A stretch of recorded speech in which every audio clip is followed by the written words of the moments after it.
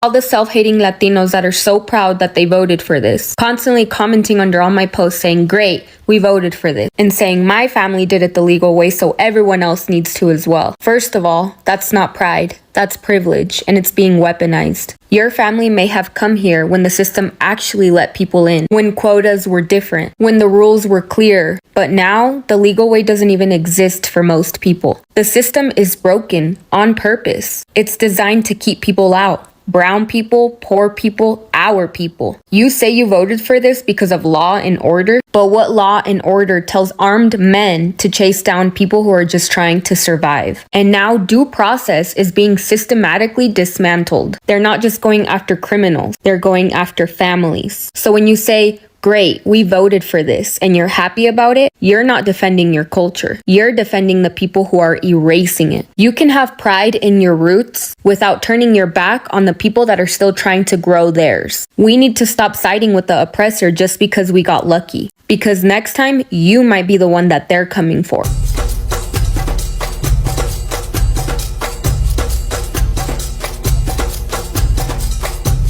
The lady behind us, and we were stuck in traffic, right? They stopped the traffic. We didn't get off and fucking look for them. They stopped the traffic. They started throwing tear gas. That's when everybody got out to start recording so people could see. The lady behind me in a white truck, her mom and her daughter in the back. They shot directly in there. The tear gas bomb, it blew up in their car. They came out crying because they couldn't breathe. I felt it, and I felt like I was gonna cry. Well, we were here, we were pretty far, and it was bad. Over here, just imagine that little girl. She's a little girl. It doesn't matter what fucking race or color she is. We're all human beings. This is so crazy that we voted for Trump. We trust him with the word that he promised us Latinos. This is crazy that starting next week, multiple cities will be hitting immigration. That is so crazy that multiple people are scared to go to work. Where I work at, a lot of Latinos did not go to work, and that's crazy because we have a living too. Seen some video this weekend of Latinos who voted for Trump crying because now their abuelas and their tios are getting deported. Right. I'm having a very hard time mustering up any sympathy for those people. Yeah. And look, I'm an immigrant. I know the desperation that it takes to leave your country. Amongst immigrants in particular, there is no doubt that we want anybody who had the opportunity to come to this great country and committed a crime, we want them punished, we want them deported to the fullest extent of the law.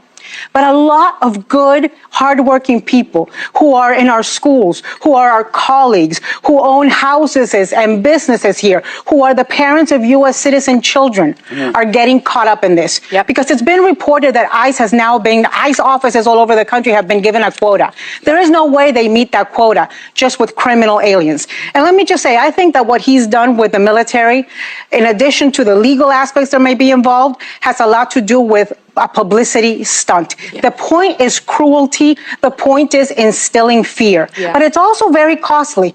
A charter DHS flight, it's been reported, is something like $8,500. A military C-130 is $816,000. So each one of those planes is costing us, so that he can have his picture and his photo op, 100 times more what a charter flight would be. And I have been saying for 2 months that people need to get prepared, because he said this was coming and he's living up to that. What makes me really proud to be Mexican-American and be from Southern California is just knowing that ICE cannot come into these neighborhoods without getting their shit rocked. If you have not been living under a rock, then you saw what happened yesterday in downtown LA, and you saw the beginning of what's going to be these large-scale immigration raids that are going to be happening throughout Southern California. And for the folks who don't know, Los Angeles, yes, it's a hub for entertainment, yes, hub for music, all of this. But more than that, culturally speaking, the city is comprised of hub Latinos. It is, by many metrics, considered a minority-majority city, like the state is a minority-majority state. So if ICE thinks they can come into these neighborhoods, into these different localities, municipalities throughout LA County, and expect to not get a response, you're sorely mistaken. And as of right now, they are in Paramount. They're apparently staging something. I don't know what that is. And they're also in Downey, from what I've heard. And if you guys know anything about Paramount or Downey, these are working class Mexican American strongholds. Paramount and Downey being part of Southeast LA, or what folks refer to as SELA. Just so you guys know, ICE is in SoCal right now. Stay vigilant. Well, he signed it. Donald Trump signed it. Now they're not going to need to go through the legal process of getting you to see an immigration judge. They can just deport you on the spot. So if you've been here for 2, 3, 4, 5, 10 years, you don't have a criminal record, they can still deport you. You're in the process, or heck, you even have already residency and or citizenship. If you get caught and you don't have documents, you're screwed. We told you, baby. We told you. So, if you are a person with brown skin, you have a thick accent, you look Latino, you look like an immigrant, you don't look like them, and they stop you, and you don't happen to have your documents with you to prove that you're here legally, we told you.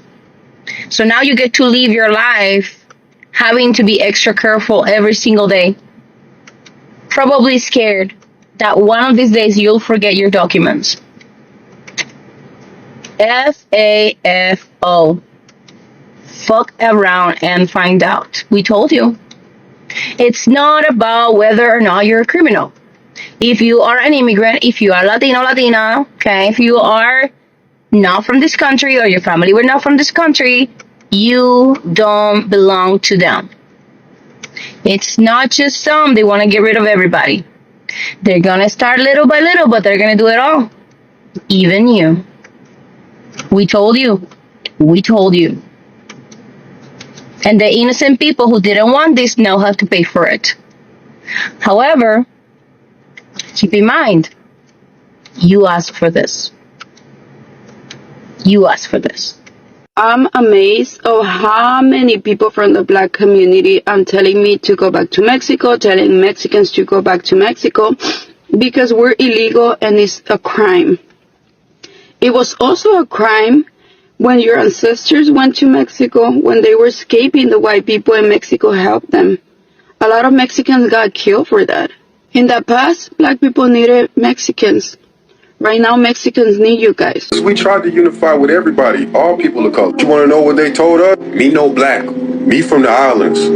Oh, they don't like our community. Oh, black people are lazy. This and that. Every time we try to reach out and be like, yo, we know what it's like to go through what you're going through. Let's unify, man. You know what I'm saying? We all got the same enemy. Let's work together. They would rather choose white supremacy. They would rather choose that. It's crazy how all other people of color have a slur for us and we don't have a slur for them. Isn't that some crazy ass shit to think about? So now that they're going through crisis and things are finna happen in this country, right? To Latinos, to the Asians, to all of them, right? Things are finna happen to them. Like this is a fucking fact. Especially seeing the rhetoric that's going on. You know what I'm saying? Like all the hate crimes and shit. There is no unifying. We have literally tried. We have literally had our hand out there over and over and over again, trying to bring y'all in and trying to construct a plan to fight against racism. But no, y'all chose white supremacy. They keep trying to fearmonger black people.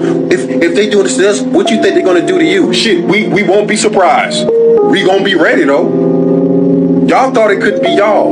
While y'all was sitting there watching everything happen to black folks, sitting there like, oh damn, that's crazy. Oh, y'all thought it couldn't be y'all, huh? No, there's no unity, bro. We literally tried that shit already. Y'all spit on us. No, everything you have or had came off the backs of our civil rights movements. Every fucking thing. And for y'all to disrespect us constantly, then be like, we gotta stick together. All of a sudden y'all going through crisis? Fuck no. But I do wish y'all. In 2024, Trump made surprising inroad into the Latino vote, especially among Cuban-Americans in Florida, working-class Latino in Texas, and conservative religion group. For many, it was not love for Trump, it was distrust of Democrats, economic promises, or a desire for a tougher immigration controls. But what happened next was a wake-up call. Within months of reclaiming office, Trump reinstated harsh immigration crackdowns. ICE raid returned. DCA was under threat again, and bilingual education funding faced massive cuts. Many Latinos realized too late. The policies did not target criminals, they targeted them. The backlash came fast. Online, Latino Trump voters were mocked. At rallies, some were told to go back to your country. And in red state, they watched their own rights stripped alongside others. The illusion of acceptance shattered. What felt like inclusion in 2024 became isolation in 2025. Now, in 2025, a shift is happening, regrets turning into activism. Former Trump voters are speaking out, organizing, and rethinking what political loyalty really means. And the regret is not just emotional, it is political. The Latino vote is no longer up for easy grabs. Latinos are evaluating their power, not just as voters, but as force for accountability. The regret may have stung, but the lesson has sparked something bigger. This is not just about Trump, it is about what kind of country Latinos are willing to fight for, and who is really fighting for them. Thank you for watching, guys. Don't forget to like this video and share your thoughts in the comment box below. Until next time, cheers and have a good one.